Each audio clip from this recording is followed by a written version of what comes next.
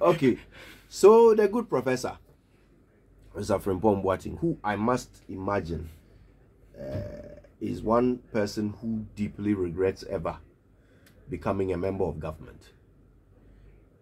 Because really, today his name is associated with the very, very worst of our galamsey fight. But as it turns out, he was going through things that we didn't know about, because he has now released this report. A report which he first gave to the chief of staff, right? As an account of his management of the interministerial committee fighting galamsey. But you see, there are a number of things that we can't mention for legal reasons, but a few things we must mention. So according to him, galamsey was being done in the president's house. The house that the president owns in Chibi. His own house. In the backyard, someone was doing galamsey there. And it even had to take an employee of the presidency to call Professor Frimpong Boateng, that somebody is digging up the back garden of the president. Please go and stop him. I'm confused. Is that the president's house? The house where he lives when he goes to his hometown? How can someone be doing galamsey and you don't know?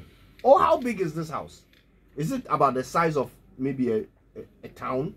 So that someone can be digging with excavators in one part of it and you will be living in another and you will never know? How is that possible? That the commander-in-chief leading a war on galamsey, who has put his presidency on the line, they were digging in his own house and he didn't know? What about the account in this report of Sir John, who, according to Prof. Frimpong Boateng, was in a meeting with him and the president, where Prof said to the president that the biggest threat to the forest is the Forestry Commission boss sitting in front of them. And the president said he will look into it. How long ago was that? And how much looking was done? And what was the outcome? So now it looks like we can start to trace the failure. Yeah. We can start to trace the failure. And nobody should be surprised that this fight against galamsey didn't work. Yeah. Now the president's own back garden cry was being done. Let us, in all conscience, forget about it. I mean, yesterday when I was speaking to the deputy minister in charge of mining, he said, and I did an interview because barely a year ago, the man had told me that by March this year, our water bodies will be clean. He made an admission, and I kept on listing water bodies, almost all of them. He said, I'll not lie to you. They are not where we want them to be, i.e., the water bodies are not back to its original state. He moved on to say that unless the people of this republic are serious and want to be actively involved in the fight against galamsey, it's not going to work. Now, see, right from the beginning, we've been told that there are people in the Flagstaff House, there are people at the seat of government. You've heard that every time there are people reference that. First, it's also because the people who are saying it, they were either removed or were not willing to name people, or they did it in coded language, so you really cannot quote them. But the man in 2021, and this is not 2020, maybe they have fixed the problem in 2022 or 2023, but the man in 2021, the man that we gave the job to chair an interministerial committee, is the one speaking now. I mean, it's okay to say that, oh, Frimpong Boateng, well, it's not adducing plenty evidence, so we will dismiss it. But in any proper state, Kojo, security, right from the time they reported or that May ready, would have rounded people to start investigations. People on their own would have resigned from government, awaiting the completion of their investigation, so that they are exonerated by the state.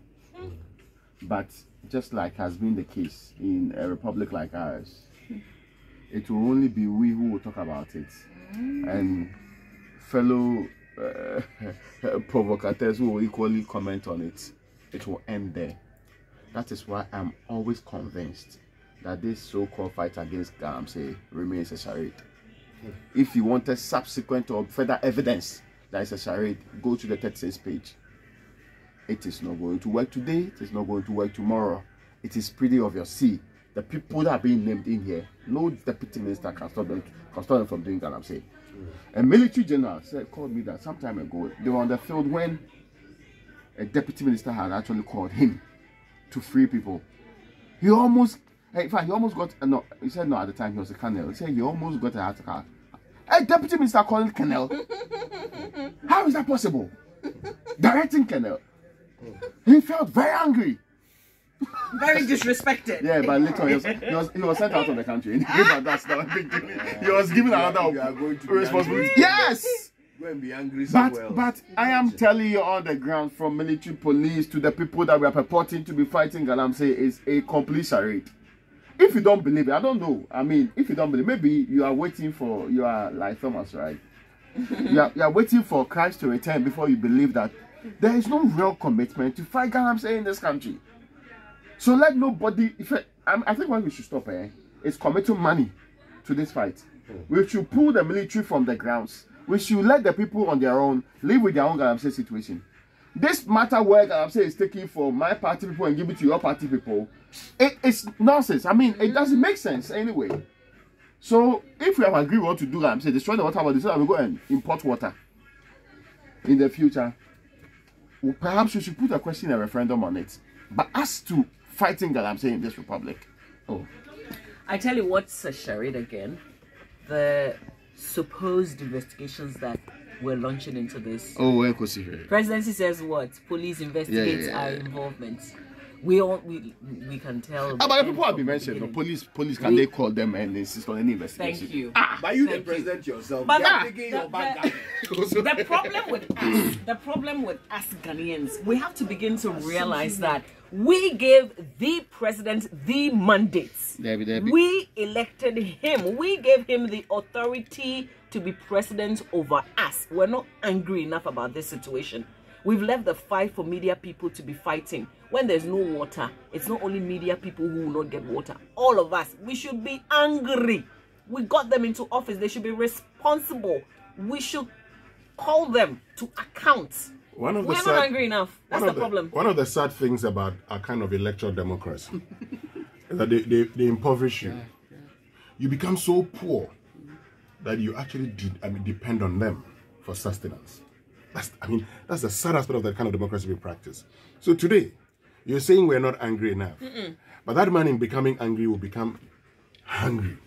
In being angry, becomes hungry. Everything is the stomach. So he prefers to be fed and tell you when there's food in your mouth, you don't talk. But the reality is that we have never, ever attempted any fight against galamsey. We have never done that. We have never done that. All we have done is to pretend. And like we say in our part of the world, we pretend to be fighting. We pretend to be doing things, and that's the end of it. Today, the reality is out there. People are issuing disclaimers here and there. But you see, the reality is that many people think only about their stomach and the next election, unfortunately, and not the next generation. Why is the president not saying a special prosecutor look into all the people that Frimpong Boateng mentioned? Why is he saying that police should investigate the involvement of Jubilee House? That's when you know, say, baby, let's